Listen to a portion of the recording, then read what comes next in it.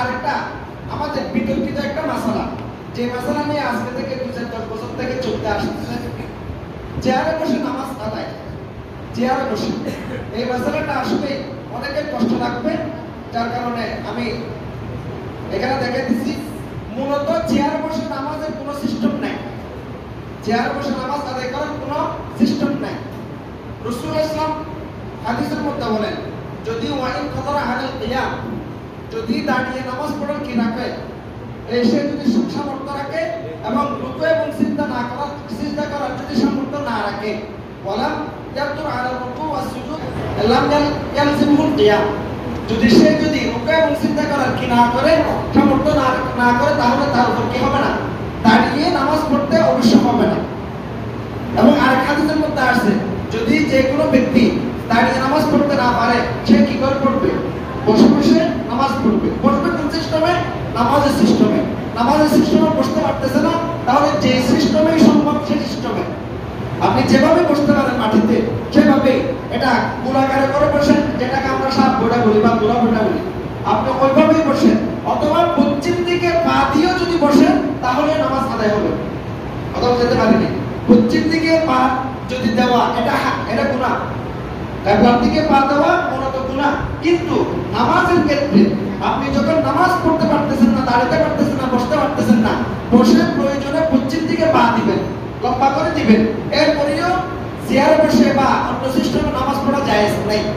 এবার আসেন, যিনি বসতেই পারতেছে না, একেবারে মাটিতে বসতেই পারতেছে না, কোমরের মধ্যে লোহা দিচ্ছে বা অন্যান্য কোনো কারণ, অতিরিক্ত সমস্যা, মোটেই বসতে পারতেছে না, দাঁড়াতে পারতেছে, রুকু এবং সিজদা করতে পারে না, বসতে পারে না, তাহলে তার জন্য মুতাআখিরিন, পরবর্তী উলামায়ে কেরাম, তারা চেয়ারকে অনুত্তম এবং সুন্নতের তরিকার পরিবর্তী কিন্তু তারপরে জায়েজ দিয়েছেন। অনুত্তম সুন্নত তরিকার পরিবর্তী, কারণ সুন্নতের মধ্যে কোন হাদিস, কোরআন এগুলো কোথাও নাই। কিন্তু মুতাআখিরিন উলামায়ে কেরামরা শেষ পর্যায়ে দেখতেছে কোনোভাবেই সম্ভব হচ্ছে না, তাহলে ওরা কি করতে পারবে, কোনো মতে জায়েজ আছে, এটা কি সুন্নত তরিকার পরিবর্তী, সুন্নত নয়, এটা সুন্নত তরিকার পরিবর্তী। এবার আসেন, চেয়ার আমরা কোথায় রাখবো? চেয়ার রাখার সিস্টেম কোথায়? কাতার মধ্যে। এটা একটু পড়ে শোনাচ্ছি আমি। শরঈ উযর বশত মসজিদে জামাতের সাথে চেয়ারে নামাজ আদায়ের সময় চেয়ার রাখার পদ্ধতি হলো, চেয়ারের পিছনের পায়া, চেয়ারের 4টি পায়া আছে, সামনে 2টি, পিছনে 2টি। পিছনের পায়া কাতারে দাঁড়ানো মুসল্লির পায়ের গোড়ায় বরাবর থাকবে, পিছনেরটা মুসল্লির পায়ের গোড়ায় বরাবর থাকবে, সামনেগুলো আর সামনে আসবে। যেন বসা অবস্থায় মাজুর ব্যক্তির কাঁধ অন্যান্য নামাজীদের কাঁধ বরাবর হয়। বসা অবস্থায় মাজুর ব্যক্তির কাঁধ, যিনি বসে নামাজ পড়তেছে চেয়ারে, ওনার কাঁধ যেন আরেকজন দাঁড়াইতেছে ওনার সমান হয়, আগে বলে যেন না হয়। যদি পিছনের সামনেরটা যদি পিছনের মতো রাখে, উনি তো পিছনে চলে গেল, ওইখানে বসতে এখন কাঁধ বরাবর হলো না। আর যদি এটা হলো, যদি সে যদি কি না করে, বসে নামাজ পড়ে, এরপরে বলতেছে, আর যদি কোনো ব্যক্তি পূর্ণ নামাজ বসে আদায় না করে, বরং দাঁড়াতে সক্ষম, দাঁড়াতে সক্ষম হওয়ার কারণে কেরাতের সময় দাঁড়িয়ে থাকে, কিন্তু রুকু এবং সিজদা করতে অক্ষম, সম্ভব নয়, রুকু এবং সিজদা করতে পারে না, তাহলে চেয়ার রাখার পদ্ধতি হলো, চেয়ার এমন ভাবে রাখবে যেন চেয়ারের সামনে পায়া কাতারের বরাবর থাকে, চেয়ারের সামনে পায়া কাতার বরাবর থাকবে, আর 2টা পিছনে থাকবে। যারা চেয়ারের মধ্যে বসে না, দাঁড়ানোর সময় যারা দাঁড়ায়, ওরা চেয়ারের সামনে পায়া ওই কাতার বরাবর থাকবে, পিছনের গুলো পিছনে থাকবে।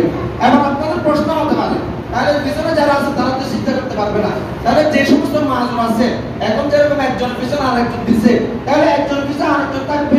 অথবা এখন না মানুষ বেশি, তাহলে এই 2টা পিলার আছে, এই 2 পিলারের সামনে যদি আমরা নামাজ পড়ি, মাজুর যারা আছে, তাহলে কি হবে না, ঝামেলা হবে না।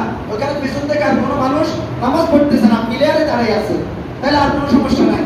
অথবা তারা থাকবে একেবারে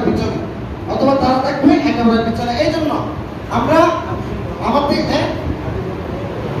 বুঝে নেই, এটা হচ্ছে দর্শন বিজ্ঞান গবেষণা, দর্শন বিজ্ঞান গবেষণা। এই এক মিনিট দরসুল ফিকহ 1000 দিকে ফতোয়ার কিতাব বের করা হয়েছে 72 নম্বর পৃষ্ঠা, আপনারা দেখে নিতে পারেন। 72 নম্বর পৃষ্ঠা, যাদের দেখার প্রয়োজন আছে দেখে নিতে পারেন। এবং এখানে সাইন করেছেন মুফতি নূর আহমদ শাহ হাফিজাহুল্লাহ, লেখছে অবশ্যই কিন্তু রহমাতুল্লাহি আলাইহি বলতে হয় এখন আমাদের। এবং মুফতি জসিমউদ্দিন হাফিজাহুল্লাহ এবং মুফতি ফরিদ আহমদ হাফিজাহুল্লাহ, তারা তিনজন এই ফতোয়ার মধ্যে সত্যায়িত করেছে এবং সাইন করেছে। আল্লাহ তাআলা আমাদেরকে বুঝার এবং আমল করার তৌফিক দান করুক। না বুঝে আমরা কেউ তো বলতেছে হুজুর সবাই একরকম দাঁড়ায়, আমি কেন আরেক রকম দাঁড়াবো? আমি বলতেছি সবাই কি করতেছে সেটা দেখবো না আমরা, কোরআন এবং হাদিস কিতাবের মধ্যে কি আছে সেটা আমাদের দেখতে হবে। মানুষে কি বলতেছে না এটা দেখার তো কোনো প্রয়োজন নাই। আরেক রকম প্রশ্ন করতে পারেন, নাজিরহাট মাদ্রাসা, হাটহাজারী মাদ্রাসা, অমুক মাদ্রাসা, এখানে দেখতেছি একরকম চেয়ার রাখার সিস্টেম, এখানে কেন আরেক রকম? আমি কোনো মাদ্রাসা আমার দলিল নয়। এবং এটা ওনারা কিভাবে নামাজ পড়তেছে, ওরা তো দাঁড়াইতে অক্ষম, এই জন্য বসে পড়তেছে, যার কারণে কি তাদের কাঁধগুলা কাতারের সমান হয়, তাদের কাঁধ কাতারের সমান হয়। কাঁধ যদি কাতারের সমান না করেন হবে না। আর হাদিসের মধ্যে আছে সবু সুফুবাকুম, হুজুররা আছেন নামাজের সময় তোমাদের কাতারকে সোজা করো। এখন যদি একজন সামনে চলে আসে তাহলে আর কাতার সোজা হচ্ছে না, দাঁড়ালে কাতার সোজা হচ্ছে না। উনি যদি বসতো তাহলে ওই কাতারের আরেকজনের কাঁধের সমান